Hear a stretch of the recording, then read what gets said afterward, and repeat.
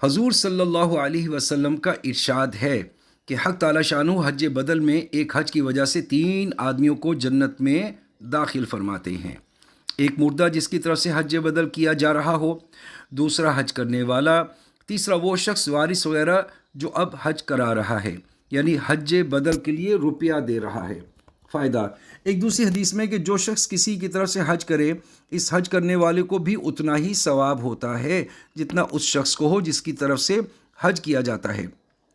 ابن موفق رحمۃ اللہ علیہ کہتے ہیں کہ میں نے حضور اقدس صلی اللہ علیہ وسلم کی طرف سے متعدد حج کیے۔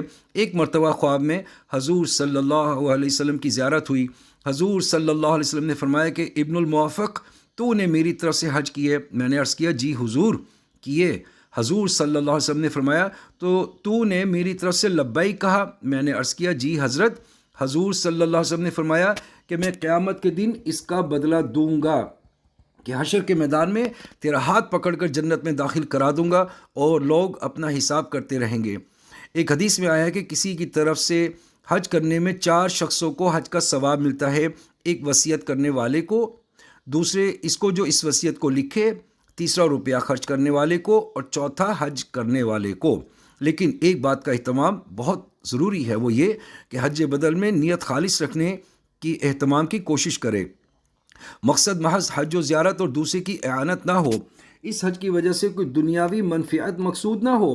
اگر ایسا ہوا تو حج کرانے والے کو تو ثواب مل ہی جائے گا، مگر اس حج کرنے والے کا ثواب ختم ہوگا۔ امام غزالی رحمۃ اللہ علیہ نے لکھا ہے کہ جو شخص اجرت کے ساتھ حج بدل کرتا ہے وہ دین کے عمل سے دنیا کما رہا ہے۔ اس لیے بہتر یہ ہے کہ اس کو مستقل مشغلہ اور تجارت نہ بنائے کہ اللہ جل جلالہ دین کے طفیل دنیا تو عطا فرما دیتے ہیں لیکن دنیا کے بدلے دین عطا نہیں فرماتے، یعنی اس کی غرض تو دنیا کا ایندھن جمع کرنا ہے اور اس کو ثواب مل جائے یہ نہیں ہوتا۔